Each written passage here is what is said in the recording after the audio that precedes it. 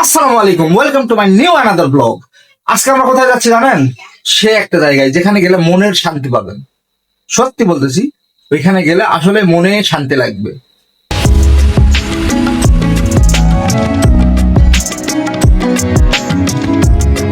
তো কোথায় হইতে পারে? তো চলেন যাই, আপনাদের দেখাই। আর এর ভিতরে সুইট আমি জামা কাপড় পরতেছে, সুইটের আম্মু পরতেছে, তো তাদেরকেও একটু দেখাই। চলেন। কি ব্যাপার, তুমি রেডি হওনি? হ্যাঁ, কোথায় যাচ্ছ? আজকে এমন একটা জায়গায় যাব যেখানে মনের শান্তি পাওয়া যায়। রেডি হও, রেডি হও। বাইরে বের হয়ে ভ্যানের জন্য অপেক্ষা করতেছিলাম, আর আকাশে দেখি এত সুন্দর দৃশ্য, মানে আকাশটা এত সুন্দর লাগতেছে কি বলবো।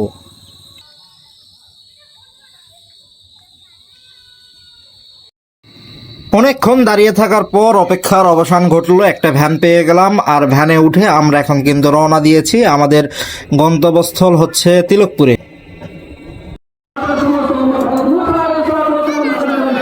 যে হে মুহাম্মদ সাল্লাল্লাহু আলাইহি ওয়াসাল্লাম, আপনি যান জাহান্নাম থেকে আপনার উম্মতকে বের করে নিয়ে আসেন। আল্লাহ রাসূল সাল্লাল্লাহু আলাইহি ওয়াসাল্লাম জাহান্নাম থেকে বের করে নিয়ে আসেন। আসার পরে দেখেন যে আপনি উম্মত হয়ে গেছেন।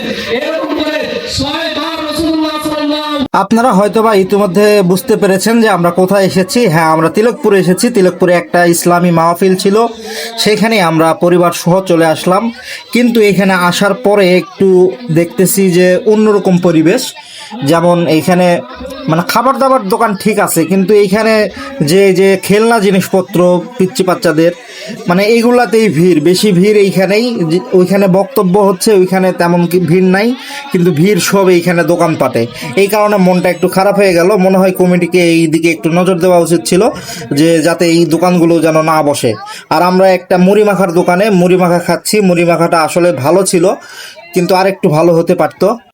এই যে দেখেন মুড়ি কত সুন্দর করে মেখে দিচ্ছে, মানে একটু তাড়াহুড়া করে মাখতেছে, তো কারণ প্রচুর ছেলেপেলেরা দাঁড়াই ছিল, তো ছেলেপেলেদের না দিয়ে আমাদেরই দিল। হয়তো বা ভিডিওটা দেখে উনি আমাদেরকেই আগে দিয়েছে।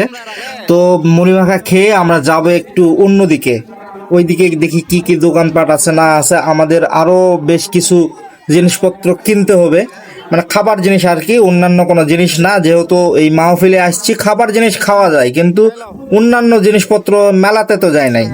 মেলাতে যদি যাইতাম তাহলে না অন্য কোনো জিনিসপত্র কিনতাম।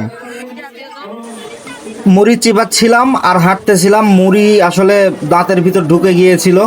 এখন আমরা যাব হচ্ছে হুরুম ভাজা নিতে। এই হচ্ছে আমাদের বিখ্যাত হুরুম ভাজা আমাদের এলাকার। এটা কিন্তু অনেক মজার একটা খাবার, আপনারা এর আগে যারা খেয়েছেন অবশ্যই জানেন। তো হুরুম ভাজা নেওয়ার পরে আমরা চলে এসেছি জিলাপির দোকানে। এই ভাইয়ের জিলাপির দোকানে এসেছি। এই ভাইয়ের জিলাপির দোকান আপনারা প্রত্যেক হাটেও পেয়ে যাবেন। তিলকপুরের হাটের একদম বিখ্যাত একটা জিলাপির দোকান। উনি অনেক ভালো জিলাপি তৈরি করে।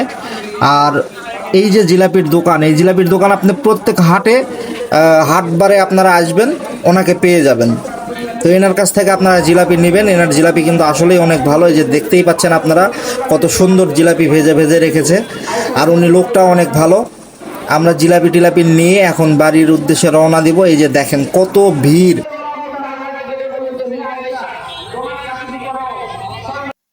তো প্রিয় বন্ধুরা, আপনারা তো দেখলেন যে আসলে আমরা কোথায় গিয়েছিলাম। আমরা গিয়েছিলাম হচ্ছে ওয়াজ শুনতে, কিন্তু একটু মনটা খারাপ হলো যে ওয়াজ শুনতে গেছি, ওয়াজের ওইখানে গিয়ে দেখি যে শুধু দোকানপাট আর দোকানপাট খেলনার, মানে এটা দেখে একটু মনটা খারাপ হয়ে গেল।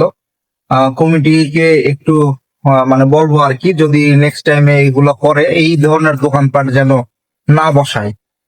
কারণ মানে এটা সবাই যেহেতু যায় ওইখানে ইয়ে করতে, মানে আল্লাহ পাকের কথা শুনতে, হাদিসের কথা শুনতে, তো সেখানে গিয়ে যদি কথা না শুনে শুধু মার্কেটিং করে, তাহলে এটা কেমন করে কি লাভ?